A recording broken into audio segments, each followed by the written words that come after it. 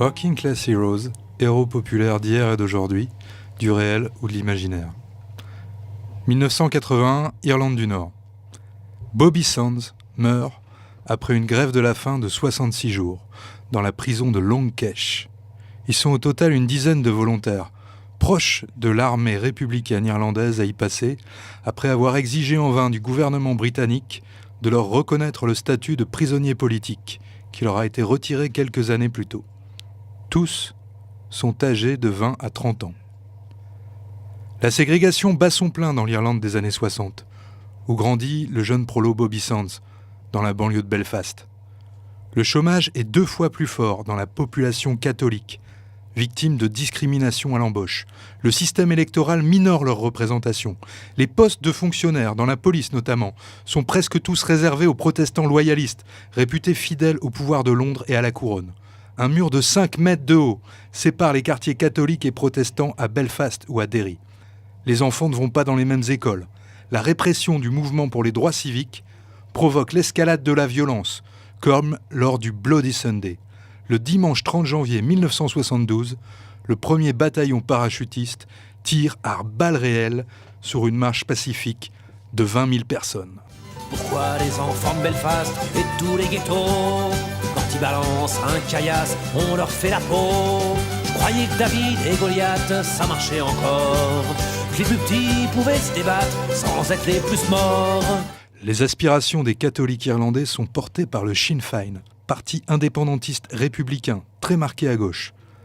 À 18 ans, le jeune apprenti en carrosserie Bobby Sands rejoint sa branche armée, l'IRA, reformée suite aux exactions des milices loyalistes contre le soulèvement des ghettos catholiques. Il est très populaire mais n'échappe pas à la prison. Dans les années 70, des lois d'exception permettent de multiplier les arrestations.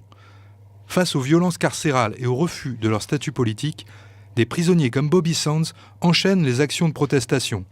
Grève des vêtements, où ils passent plusieurs mois vêtus d'une simple couverture. Grève de la propreté. Grève de la saleté, où ils recouvrent le sol et les murs des cellules avec le contenu des toilettes. Jusqu'aux grèves de la faim, où chaque prisonnier rentre en grève en prenant le relais de l'autre. Bobby Sands est le premier de la liste. Mais les revendications des militants nord-irlandais vont se heurter à la nouvelle figure du pouvoir conservateur, qui entre en 1979 au 10 Downing Street. Influencée par les économistes libéraux, Margaret Thatcher veut en finir avec le welfare state de l'après-guerre et la prépondérance du rôle de l'État. Pendant 11 ans, elle met en œuvre une stratégie intransigeante, axée sur les privatisations, la dérégulation de l'économie et du marché du travail. Elle met à genoux les puissants syndicats britanniques qui dénoncent les fermetures dans l'industrie et les mines. Le pays change de visage. La proportion de familles vivant en dessous du seuil de pauvreté passe de 8% en 1979 à 22% en 1990, soit 9 millions de personnes, dont 3 millions d'enfants. Son héritage sera porté par les adeptes d'un modèle de marché sans entrave, à commencer par ses successeurs, qui ont par exemple poursuivi la privatisation du chemin de fer. En début de son mandat, Thatcher veut une démonstration de fermeté comme entrée en matière. Elle a besoin de faire un exemple, et l'action des prisonniers irlandais va lui en donner l'occasion. Même l'élection de Bobby Sands comme député du Parlement pendant sa grève ne fait pas fléchir la Dame de Fer. La fin tragique de Bobby Sands marque le début d'une période d'émeutes et d'affrontements. Clouds are drifting across the moon. Cats are prowling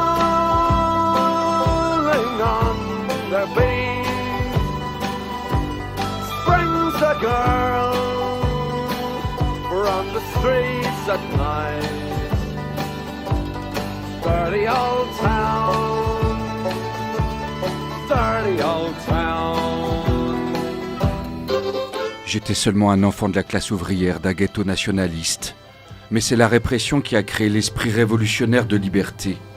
Je ne me résoudrai qu'à la libération de mon pays, jusqu'à ce que l'Irlande devienne une république souveraine, indépendante et socialiste. Près de 40 ans après, les checkpoints et les blindés ont disparu des rues de Belfast. Les fresques murales des groupes paramilitaires ont été peu à peu remplacées par des dessins pacifistes. Mais on y retrouve toujours le sourire du héros de la liberté, Bobby Sands, et aussi ces quelques mots pour dire que l'Irlande n'a rien oublié. Notre revanche sera le rire de nos enfants.